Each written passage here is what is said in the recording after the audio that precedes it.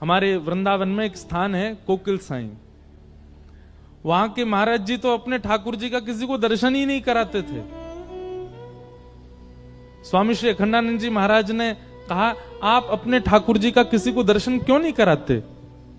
तो कोकिल साई कहते, बोले संसारी लोग हैं, इन पे मांगना ही आता है, और छोटे छोटे प्रिया प्रियतम अपने नित्य निकुंज विलास में हैं। अब उनसे वो वैसे ही इतने संकोच में रहते हैं, और हम लोग जाके उनसे कुछ मांग लेंगे तो और कितने संकोच में आ जाएंगे। इसलिए भैया हमारा वृंदावन मांगवे को स्थान है ही ना है, देवे को स्थान है। स्वयं को दे दो। पूरी दुनिया में आप मांगिए। हमारे पंजाब में इतनी देवियां, इतने सुंदर सुंदर स्थान, हिमाचल में इतने सुंदर सुंदर स्थान महादेव के, देवियों के, सब पूरे भारत भरे पड़े इन स्थानों से। क्यों? सब जगह मांगो, लेकिन वृंदावन में जाके तो दे दो, मांगो मत। ऐसा श्री वृंदावन। आज नरसिंह मेहता चूके नहीं, ठाकुर जी से, महादेव से कह दिया, आपको जो अति प्रिय है वो मुझे दो। महादेव पहले तो संकुचित हो गए, बोले ये क्या मांग रहे हो? लेकिन ये उनके पूर्व जन्म के भजन का प्रताप है। मुचकुंद के स्वरूप में किए गए भजन का ये बल था कि महादेव की कृपा हुई, और महादेव ने कृपा करके निक शांति रख लो भैया। अब जहां श्रोता बैठ जाएं, बैठन दो उनको। कथा सुनने वाले इनको उठानो नहीं चाहिए, अपराध लगे। तो क्या निवेदन कर रहे थे हम? हाँ, और फिर रास में प्रवेश हुआ।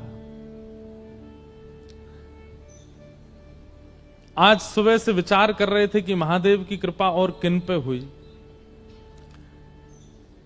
हमारी पूनम दीदी तो कह रही, महाराज जी नरसिंह मेहता का ही चरित्र चलने दो, पूरा चरित्र नरसिंह मेहता जी का कह दो। पर वो मन में बार बार हरिहर आ जाते हैं ना, तो बार बार ये लगती है कि दोनों के मिलन की कोई तो, हमको तो सुख मिलेगा, एक भक्त का ही चरित्र कह दें, आप लोग भी सुनते रहो। पर ये हरि और हर का मिलन भी तो हो ना बीच बीच में, उसके लिए तो फिर होना चाहिए। और फिर दूसरा नाम हमारे चित्त में आया, जहां हर ने हरि से मिलवाया, ऐसे वृंदावन के रस उपासक, और जिन्होंने वृंदावन रस को सबसे ज्यादा अपनी वाणी में गाया। वैसे तो सबने गाया, पर विख्यात भाव से सबसे ज्यादा जिनका रस पूरा विश्व ने आस्वादन किया है, ऐसे हुए श्री हरिराम व्यास। कौन है? हरिराम व्यास। श्री हरिराम व्यास जी महाराज श्री विशाखा सखी के अवतार।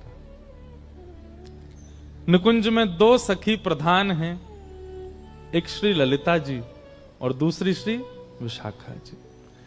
श्री ललिता जी हमारे ब्रजमंडल में स्वामी श्री हरिदास जी के रूप में प्रकट हुई, और श्री विशाखा जी हमारे ब्रजमंडल में श्री हरिराम व्यास जी के रूप में प्रकट हुई।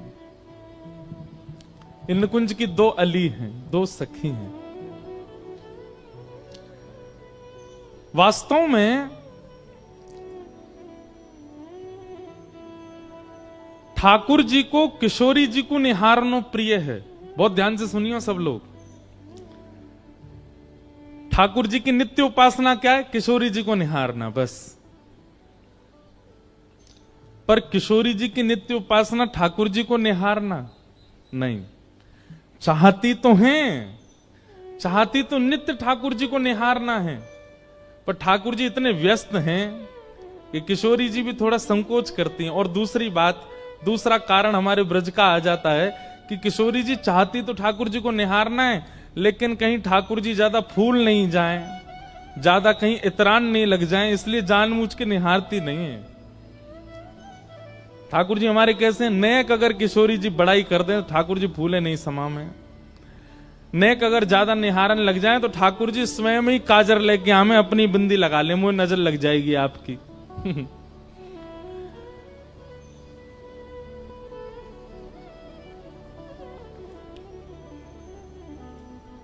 तो ठाकुर जी का नित्य उपासना किशोरी जी के दर्शन है और किशोरी जी की नित्य उपासना ठाकुर जी के दर्शन है, पर नित्य निहारती नहीं। तब किशोरी जी क्या करती हैं? वे सन्मुख बैठा करके श्री ललिता जी को देखती हैं और विशाखा जी को देखती हैं। ललिता और विशाखा जो हैं ये किशोरी और ठाकुर जी के ही रूप की परछाई से उनके सामने लीलाएं करती रहती हैं। जैसे जब जब श्याम सुंदर की याद आती है तब तब ललिता विशाखा लीला करती हैं और लीला करके किशोरी जी को दिखाती हैं। ललिता जी श्री किशोरी जी बनती हैं और विशाखा जी श्री श्याम सुंदर बनती हैं और ये दोनों लीला करके दिखाती हैं। उसी से किशोरी जी का मन प्रसन्न होता है। तो ऐसा कह दें तो कोई अतिशयोक्ति नहीं कि ठाकुर जी की उपासना किशोरी जी का दर्शन और किशोरी जी की उपासना ललिता विशाखा का दर्शन। वो नित्य निहारती हैं दोनों को। कितनी बड़ी सौभाग्यवती हैं कि अपलक नेत्रों से किशोरी जी निहारती हैं उनको। ललिता जी का तो प्रादुर्भाव ही किशोरी जी के प्रतिबिंब से हुआ। ऐसी कथा आती है कि एक बार निकुंज में ठाकुर जी बोले, हे श्यामाजू चलो आपको श्रृंगार मैं करूंगा। और जब जब किशोरी जी को श्रृंगार ठाकुर जी ने किया है तब तब किशोरी जी को अपनो ही रूप भायो है। जैसे हर किसी को अपने आप को श्रृंगार के बाद देखने की इच्छा होती है, हम कैसे लग रहे हैं।